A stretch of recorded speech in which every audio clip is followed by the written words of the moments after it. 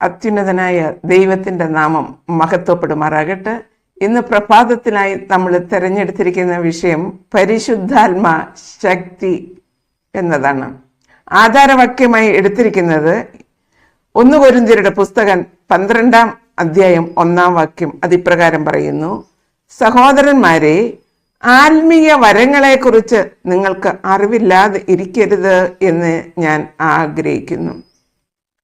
ഇന്ന് പ്രിയപ്പെട്ട ദൈവ പൈതങ്ങളെ, എനിക്കും നിങ്ങൾക്കും ഈ ക്രിസ്തീയ ഗോളത്തിന് മുഴുവനും ഏറ്റവും അത്യന്താപേക്ഷിതകരമായ കാര്യമാണ് ആത്മീയ വരങ്ങളും പരിശുദ്ധാത്മാവ ശക്തിയും. അല്ലാതെ നമ്മൾക്ക് എത്ര വിദ്യാഭ്യാസം ഉണ്ടെങ്കിലും, നമ്മൾ എത്രമാത്രം കഴിവുള്ളവരാണെങ്കിലും അത്യുന്നതന്റെ വേലയെ മുന്നോട്ട് കൊണ്ടുപോകാൻ ആർക്കും കഴിയുകയില്ല. ഈ വലിയ കൃപ നമ്മുടെ മേൽ പകർന്നെങ്കിൽ മാത്രമേ നമ്മൾക്ക് സർവശക്തന്റെ ഈ വേലയെ ശക്തീകരിക്കുവാനും മുന്നോട്ട് കൊണ്ടുപോകാനും കഴിയുകയുള്ളൂ. പ്രിയപ്പെട്ടവരെ, ഇതേപോലെ തന്നെയാണ് കർത്താവായ യേശു ക്രിസ്തു തൻ്റെ ദൗത്യങ്ങളൊക്കെയും പൂർത്തീകരിക്കുവാൻ സ്വർഗം വിട്ട് ഈ ഭൂമിയിലേക്ക് ഇറങ്ങി വന്നപ്പോൾ ആ ശക്തിയോടുകൂടെയാണ് ദൈവത്തിൻ്റെ വേലയെ മുന്നോട്ട് കൊണ്ടുപോകാൻ കഴിഞ്ഞത്. നമുക്കറിയാമല്ലോ, കർത്താവായ യേശു ക്രിസ്തു യോർദാനിൽ സ്നാപക യോഹന്നാൻ സ്നാനപ്പെട്ട് കയറി വരുമ്പോൾ ശക്തമായി ആത്മാവിൻ്റെ അഭിഷേകം പ്രിയ യേശുവിൻ്റെ മേൽ പകരുന്നതായി നമുക്ക് കാണാൻ കഴിയുന്നു. അത് കഴിയുമ്പോൾ ആ ശക്തിയോട് കൂടെയാണ് 40 ദിവസം കർത്താവായ യേശു ക്രിസ്തു ഉപവസിക്കുന്നു. അതുമാത്രമല്ല, അത് കഴിയുമ്പോൾ സാത്താനാൽ പരീക്ഷിക്കപ്പെടേണ്ടതിന് മരുഭൂമിയിലേക്ക് നടത്തുന്നു. അവിടെയൊക്കെ കർത്താവായ യേശു ക്രിസ്തു വിജയം പ്രാപിച്ചവനായി നമ്മൾ കാണപ്പെടുന്നത് ഈ ആത്മശക്തിയോടെയാണ് യേശുവായത്. അതുമാത്രമല്ല, ഈ ഭൂമിയിൽ തൻ്റെ ദൗത്യങ്ങളെല്ലാം ശക്തമായി പൂർത്തീകരിക്കുവാൻ ദൈവത്തിന് കഴിഞ്ഞു. ഗ്രാമം തോറും പട്ടണം തോറും കടൽപ്പുറം വഴി എല്ലാം നടന്ന് അവിടുത്തെ വേലയെ പൂർത്തീകരിച്ചത് ഈ ആത്മശക്തിയോട് കൂടെയാണ്. അനേക രോഗികൾക്ക് സൗഖ്യം കൊടുക്കുന്നു, മരിച്ചവരെ ഉയർപ്പിക്കുന്നു, വിവിധ വേദനകളോടും പ്രയാസങ്ങളോടും പോകുന്നവർക്കൊക്കെയും കർത്താവ് ആശ്വാസം നൽകിയത് ഈ വലിയ ആത്മശക്തിയോട് കൂടെയായിരുന്നു.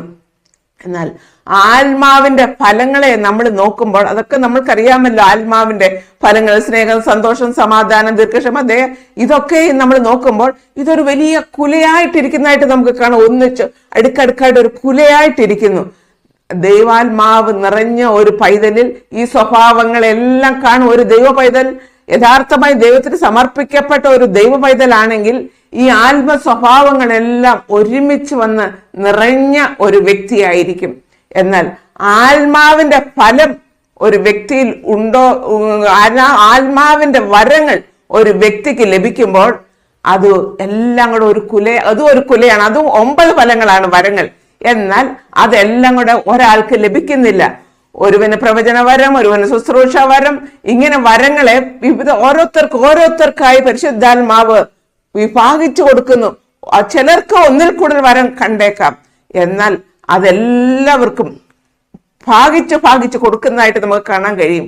പ്രിയപ്പെട്ട ദൈവ കുഞ്ഞുങ്ങളെ, ഈ കൃപകളെല്ലാം എനിക്കും നിങ്ങൾക്കും ലഭിക്കുന്നത് നമ്മൾ ദൈവത്തിന്റെ വേലയെ മുന്നോട്ട് കൊണ്ടുപോകാൻ വേണ്ടി മാത്രമാണ് ദൈവാത്മാവ് തരുന്നത്. കർത്താവിന്റെ ഏക ഉദ്ദേശം ദൈവത്തിന്റെ വേലയെ ഈ ഭൂമിയിൽ പൂർത്തീകരിക്കുക എന്നുള്ളതാണ്. സ്വർഗത്തിന്റെ ഒരു പ്രത്യേക ശുശ്രൂഷയാണ്. ഈ കൃപകളെല്ലാം മനുഷ്യന് ലഭിക്കാൻ വേണ്ടി പ്രത്യേക പരിശുദ്ധാത്മാവിൽ ദൈവ പൈതങ്ങളെ ചാർജ് ചെയ്യുന്നു. ആ ശക്തിയോട് കൂടെയാണ് പിന്നെ അവർക്ക് ദൈവത്തിന്റെ വേലയെ മുന്നോട്ട് കൊണ്ടുപോകാൻ കഴിയുന്നത്.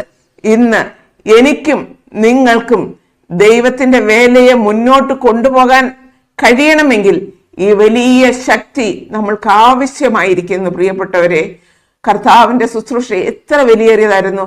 അവസാന നിമിഷം വരെയും പാപികളെ രക്ഷിക്കാൻ വേണ്ടിയുള്ള അതിതീവ്രമായ ആ പ്രയത്നത്തിലായിരുന്നു.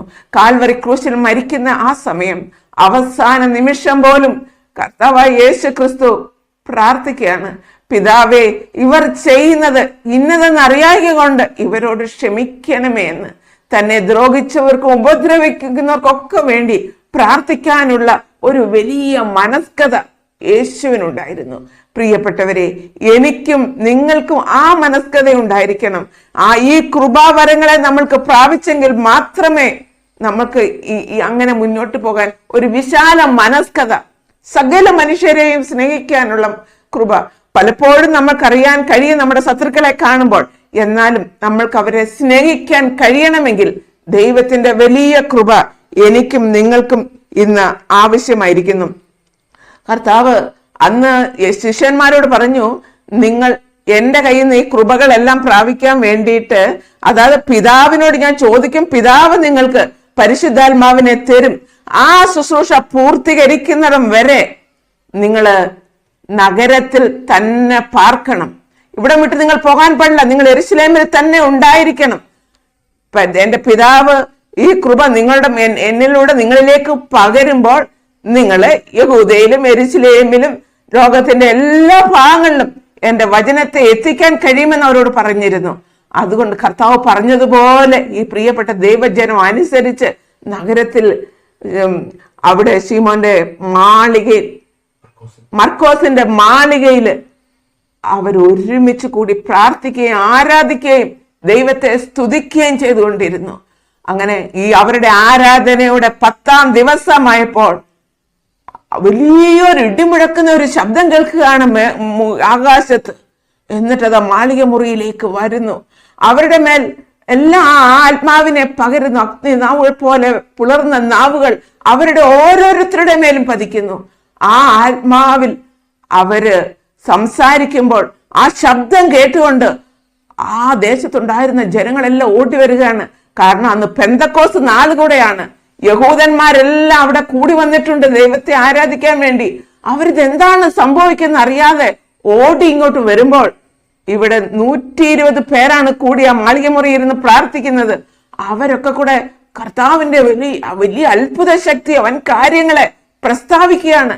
കൂടി വന്നിരിക്കുന്നവർ വിവിധ രാഷ്ട്രങ്ങളിൽ നിന്ന്, വിവിധ സ്ഥലങ്ങളിൽ വന്ന വിവിധ ഭാഷക്കാരായ ജനങ്ങളായിരുന്നു.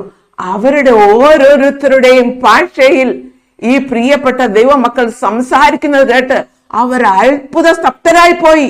ഇതെന്താണ് ഇവർ സംസാരിക്കുന്നത്? അന്ന് ആ വലിയ ശക്തിയോടുകൂടെ ആ പ്രിയപ്പെട്ടവർ സംസാരിച്ചപ്പോൾ പത്രോസിന്റെ ഒരു പ്രസംഗത്തിൽ 3000-ഓളം ജനം സ്നാനപ്പെട്ട് കർത്താവായ യേശു ക്രിസ്തുവിനോട് ചേർന്നുവെന്ന് നമുക്ക് പഠിക്കാൻ കഴിയും.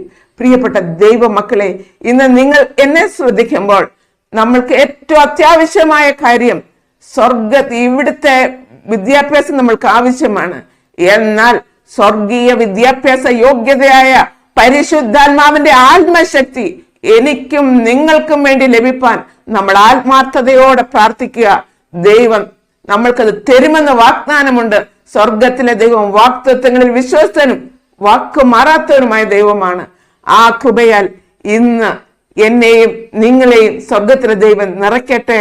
അത്യുന്നതന്റെ വേലയെ ശക്തിയായി കൊണ്ടുപോകാൻ ഒരു കഴിവുമില്ലാത്ത നമ്മളെ ദൈവം നിറച്ച് ഉപയോഗിക്കട്ടെ. നമ്മുടെ പ്രാർത്ഥന ദൈവം കേൾക്കും, നമ്മളെ ആത്മാവിൽ അഭിഷേകം ചെയ്യും. എന്നെ ശ്രദ്ധിച്ച എല്ലാ കുഞ്ഞുങ്ങൾക്കും ഈ കൃപകളെല്ലാം പ്രാപിപ്പാൻ സർവശക്തനായ ദൈവം സഹായിക്കട്ടെ എന്ന് ഞാൻ പ്രാർത്ഥിക്കുന്നു. അത്യുന്നതനായ സ്വർഗീയ കർത്താവേ, അടിയങ്ങൾ ജീവിക്കുന്ന ഈ കാലഘട്ടം എന്റെ ദൈവം വ്യക്തമായി അറിയുന്ന കൃപയ്ക്കായി സ്തോത്രം. സാത്താന്റെ പോരാട്ടങ്ങൾ നിറഞ്ഞ, വളരെ പ്രശ്നങ്ങളും പ്രതികൂലങ്ങളും നിറഞ്ഞ ഒരു ലോകത്തിലാകുന്നു അടിയങ്ങൾ ജീവിക്കുന്നത്. അടിയങ്ങളുടെ മേൽ ദൈവത്തിന്റെ ആത്മാവിനെ പകരാമെന്ന് സ്വർഗത്തിലെ ദൈവം വാഗ്ദാനം ചെയ്തല്ലോ. പ്രിയപ്പെട്ട ദൈവ കുഞ്ഞുങ്ങൾ മാളിക മുറിയിൽ അവർ ഒരുമിച്ച് കൂടി പ്രാർത്ഥിച്ചപ്പോൾ ദൈവത്തിന്റെ ആത്മാവിനെ ശക്തമായി പ്രിയപ്പെട്ടവരുടെ മേൽ പകർന്നതോർത്ത് സ്തോത്രം. പിതാവേ, അന്ത്യകാലത്ത് ജീവിച്ചിരിക്കുന്ന അടിയങ്ങളുടെ മേലോടുത്ത ആത്മാവിനെ പകരണമേ. ഇന്ന് എന്നെ ശ്രദ്ധിച്ച ഓരോ കുഞ്ഞുങ്ങളെയും ആത്മാവിൽ കർത്താവ് അഭിഷേകം ചെയ്യണമേ. അങ്ങയുടെ കൃപാവരങ്ങളെ ഓരോ പ്രിയപ്പെട്ടവർക്കും പകുത്തു കൊടുക്കുമെന്ന് ദൈവം വാഗ്ദാനം ചെയ്തല്ലോ. അത് അടിയങ്ങൾക്ക് ഓരോരുത്തർക്കും അങ്ങ് പകുത്ത് തെരുമാറാകണം. ഇന്നടിയനെ ശ്രദ്ധിച്ച ഓരോ കുഞ്ഞുങ്ങളും ആ മാറ്റമില്ലാത്ത രാജ്യത്തിന് അവകാശികളായി തീരുവാൻ ദൈവത്തിന്റെ കൃപ ഓരോ കുഞ്ഞുങ്ങളുടെ മേലും ധാരാളമായി പകർന്ന് അനുഗ്രഹിക്കണം. അവരുടെ കുടുംബങ്ങൾ, അവരുടെ കുഞ്ഞുങ്ങൾ, അവരുടെ പ്രശ്നങ്ങൾ, ആവശ്യങ്ങൾ എല്ലാം സ്വർഗം ഇന്ന് പകൽക്കാലം ഏറ്റെടുക്കുമാറാകണം. പിതാവെ, അങ്ങയുടെ കരങ്ങളിലേക്ക് അടിയങ്ങൾ പൂർണ്ണമായി ഈ വിഷയങ്ങളെയെല്ലാം ഏൽപ്പിക്കുന്നു. അടിയൻ സംസാരിച്ച വചനം കേട്ട ദൈവ കുഞ്ഞുങ്ങളും ഇന്ന് ബർത്ത്ഡേ ആഘോഷിച്ച കുഞ്ഞുങ്ങൾക്കും എല്ലാം സ്വർഗം ഒരുക്കുന്ന നിത്യരാജ്യം അവകാശമാക്കാൻ സ്വർഗം സഹായിക്കണം. യേശുവിൻ നാമത്തിൽ യാചിക്കുമ്പോൾ കൃപയോടെ കേട്ട് ഉത്തരം മരളുമാറാകണമേ. ആമീൻ, ആമീൻ, സ്തോത്രം. എല്ലാ പ്രിയപ്പെട്ട ദൈവ കുഞ്ഞുങ്ങൾക്കും അതിമനോഹരമായ ഒരു ശുഭദിനം നേർന്നുകൊള്ളുന്നു. ദൈവം നിങ്ങളെ എല്ലാവരെയും അനുഗ്രഹിച്ച് നടത്തുമാറാകട്ടെ. ആമീൻ.